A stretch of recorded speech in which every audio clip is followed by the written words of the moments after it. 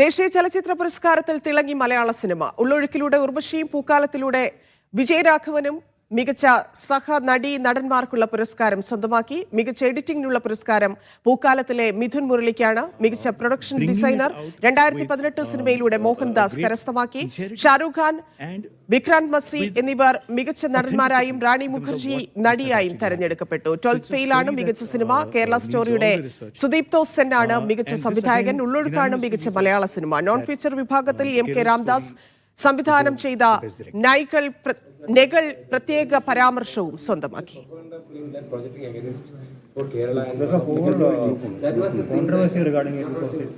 That's the thing I have. Most of the time this film faces as a controversy. Targeting a particular religion and a particular state. It's a point of view you have. The jury, we as the jury did not feel that. We the jury, when we saw it focused, we unanimously felt that this is the best direction.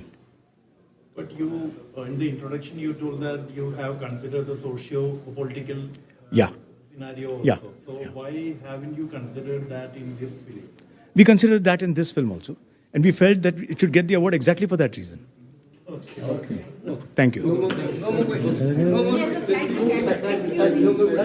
Yes, jury അധ്യക്ഷനാണ് മാധ്യമങ്ങളോട് സംസാരിച്ചത്. വിവാദമാകും എന്ന് ഉറപ്പുള്ള ചിത്രമാണ് Kerala story. അതിനാണ് മികച്ച സംവിധായകനുള്ള, മികച്ച ഛായാഗ്രഹനുള്ള award, national award നൽകിയിരിക്കുന്നത്. വിവരങ്ങളുമായി അക്ഷയ ചേരുന്നുണ്ട്. അക്ഷയ, മലയാളത്തിന്റെ തിളക്കത്തിലേക്കും ആർക്കൊക്കെയാണ് അവാർഡിലേക്കും എന്നതിലേക്കൊക്കെ നമുക്ക് വരേണ്ടതുണ്ട്. പക്ഷേ ഇപ്പോൾ വന്നിരിക്കുന്ന ജൂറി അധ്യക്ഷന്റെ പ്രതികരണത്തിൽ നിന്ന് നമുക്ക് തുടങ്ങാം. കേരള സ്റ്റോറിയാണ്. അത് എത്രത്തോളം ചർച്ചയായിട്ടുണ്ട്, എത്രത്തോളം വിവാദമുണ്ടാക്കിയ ചിത്രമാണ്. കേരളത്തെ സംബന്ധിച്ച് വലിയ ബുദ്ധിമുട്ട് നമുക്കിപ്പോഴും തോന്നിക്കുന്ന ചിത്രമാണ്. അതിനാണ് നാഷണൽ അവാർഡ് സംവിധായകനും ഛായാഗ്രഹനും കൊടുത്തത്. ടെക്നിക്കൽ ഭാഗമല്ല, സംവിധായകൻ എന്നുള്ളത് ആ സിനിമയുടെ കാമ്പാണ്. സ്വാഭാവികമായിട്ടും അത്രയധികം പ്രാധാന്യമുള്ള അവാർഡ് കൂടിയാണത്. എന്താണ് അദ്ദേഹം അതുമായി ബന്ധപ്പെട്ട് പ്രതികരിച്ചത്? അതിൽ ഉയരാൻ പോകുന്ന വിവാദം എങ്ങനെയായിരിക്കും? ധന്യ, തീർച്ചയായും ഈ ഒരു അവാർഡ് പ്രഖ്യാപനത്തിൽ, ഈ ഒരു പുരസ്കാരത്തിൽ നമ്മൾ എടുത്തു പറയേണ്ട ഒരു സംഭവം, ഈ കേരള സ്റ്റോറിയിലൂടെ മികച്ച സംവിധായകനായി സുദീപ്തോ സെൻ തെരഞ്ഞെടുക്കപ്പെട്ടിരിക്കുന്നു എന്നുള്ള കാര്യം തന്നെയാണ്. നമുക്കറിയാം, തന്നെ സൂചിപ്പിച്ചതുപോലെ തന്നെ കേരളത്തെ സംബന്ധിച്ചിടത്തോളം ഏറെ വിഷമമുണ്ടാക്കുന്ന അല്ലെങ്കിൽ വിവാദമുയർത്തിയ ഒരു ചിത്രമായിരുന്നു കേരള സ്റ്റോറി എന്ന് പറയുന്ന ചിത്രം. ഇത് ഒരു വിവാദ ചിത്രമാകുന്നതിന്റെ കാരണം അതിന്റെ കഥാ പശ്ചാത്തലം തന്നെയായിരുന്നു. റിയൽ സ്റ്റോറി എന്ന തരത്തിലാണ് ഈ ഒരു ചിത്രത്തെ സുദീപ്തോ സെൻ അവതരിപ്പിച്ചിരുന്നത്. അതായത് കേരളത്തിൽ നിന്ന് ധാരാളം പെൺകുട്ടികൾ മതപരിവർത്തനത്തിലൂടെ മുസ്ലിം വിഭാഗത്തിലേക്ക് മതപരിവർത്തനം ചെയ്യുന്നു എന്ന തരത്തിലുള്ളൊരു രീതിയിലായിരുന്നു ഈ കഥാസംഗ്രമം പോയിരുന്നത്. ആ സമയത്ത് തന്നെ 2023 പുരസ്കാരമാണ് എന്നുള്ളത് നമ്മൾ ഓർക്കണം. ആ സമയത്ത് തന്നെ ഈ ചിത്രവും ഈ ചിത്രത്തിന്റെ സംവിധായകന്റെ പശ്ചാത്തലവും തുടങ്ങിയിട്ടുള്ള കാര്യങ്ങളെല്ലാം തന്നെ വിമർശന വിധേയമായിരുന്നു.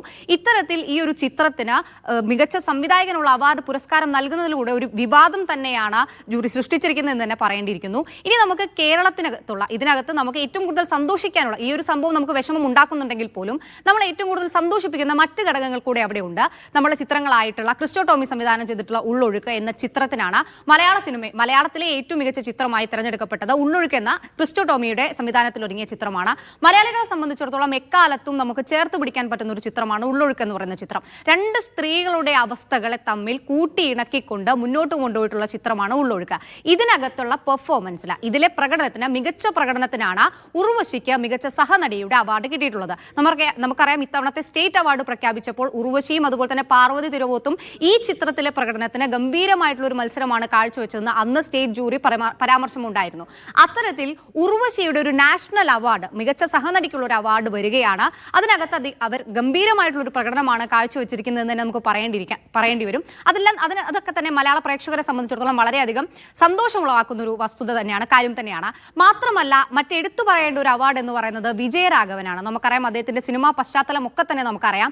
എന്നിരുന്നാൽ പോലും ഒരു അവാർഡ് കരസ്ഥമാക്കുന്നതിന് വേണ്ടി വിജയരാഘവൻ എന്ന് പറയുന്ന നടന് ഒരുപാട് കാലം കാത്തിരിക്കേണ്ടി വന്നിട്ടുണ്ട്. ഇത്തവണത്തെ സ്റ്റേറ്റ് അവാർഡ് വന്നപ്പോഴും അദ്ദേഹത്തിന് മികച്ച സഹനടനുള്ള പുരസ്കാരം പൂക്കാലം എന്ന് പറയുന്ന ചിത്രത്തിന് കരസ്ഥമാക്കാൻ കഴിഞ്ഞിരുന്നു. ആ ചിത്രത്തിൽ അദ്ദേഹത്തിന്റെ അവതരണം, അതായത് ഒരു പ്രായമായിട്ടുള്ള ഒരാളെ, ഒരു ക്യാരക്ടറാണ് വിജയരാഘവൻ അതിനകത്ത് ചെയ്തിരുന്നത്. അദ്ദേഹത്തിന്റെ ആ ഒരു പ്രകടനത്തിനാണ് ഇത്തവണത്തെ നാഷണൽ അവാർഡും സഹനടനുള്ള അവാർഡും ലഭ്യമായിട്ടുള്ളത്. അതുപോലെ തന്നെ ഉള്ളൊഴുക്ക് എന്ന് പറയുന്ന ചിത്രം, പിന്നെ ഇതിനകത്ത് നമുക്ക് എടുത്തു പറയേണ്ട മറ്റൊരു കാര്യം, ഈ മലയാളത്തിൽ നിന്ന് മാറിക്കഴിഞ്ഞു കഴിഞ്ഞാൽ നമുക്ക് എടുത്തു പറയേണ്ട മറ്റൊരു കാര്യമാണ് റാണി മുഖർജിയുടെ പ്രകടനം. റാണി മുഖർജി ഒരു കാലഘട്ടത്തിന് ശേഷം എന്ന് വേണമെങ്കിൽ നമുക്ക് പറയാം. അതായത് മിസസ് ചാറ്റർജി വേഴ്സസ് നോർവേ എന്ന് പറയുന്ന ചിത്രം അതിഗംഭീരമായി അത്യുജ്വലമായിട്ട് അവതരിപ്പിച്ചിട്ടുണ്ട് റാണി മുഖർജി ഈ ചിത്രത്തിൽ. വളരെ മാസ്മരികമായിട്ടുള്ള ഒരു പ്രകടനമാണ് റാണി മുഖർജി ഈ ചിത്രത്തിൽ കാഴ്ചവെച്ചിരിക്കുന്നത്. അതായത് സ്വന്തം കുട്ടികൾക്ക് വേണ്ടി പോരാടുന്ന ഒരു അമ്മ എന്ന് പറയുന്ന ഒരു കഥാപാത്രത്തെ, ആ കഥാപാത്രത്തിന്റെ എല്ലാ തനിമയത്വവും ഉൾക്കൊണ്ടുകൊണ്ട്, ആ കഥാപാത്രത്തിന്റെ എല്ലാ തരത്തിലും ആവാഹിച്ചുകൊണ്ട് അദ്ദേഹം അവരെ നടത്തിയ ഒരു പ്രകടനം അതിഗംഭീരമായിട്ടുള്ള കയ്യടികളായിരുന്നു നേടിയിരുന്നത്. OTT-യിലൂടെയാണ്, നേരത്തെ നമ്മുടെ റിപ്പോർട്ടറായിട്ട് എന്റർടൈൻമെന്റ് ഡെസ്കിൽ ഉണ്ടായിരുന്ന ചന്ദ്ര സ്വസ്തി സൂചിപ്പിച്ചതുപോലെ OTT-യിലൂടെയാണ് ഈ ചിത്രം വലിയ തരത്തിൽ പ്രചരിപ്പിക്കപ്പെട്ടിട്ടുണ്ടായിരുന്നത്. അത്തരത്തിൽ ഇതൊരു യഥാർത്ഥ സംഭവം കൂടിയാണെന്നുള്ളതാണ് നമുക്ക് സൂചിപ്പിച്ചു പോകേണ്ട ഒരു വസ്തുത. ശരി, ചന്ദ്ര കൂടി ചേരുന്നുണ്ട്.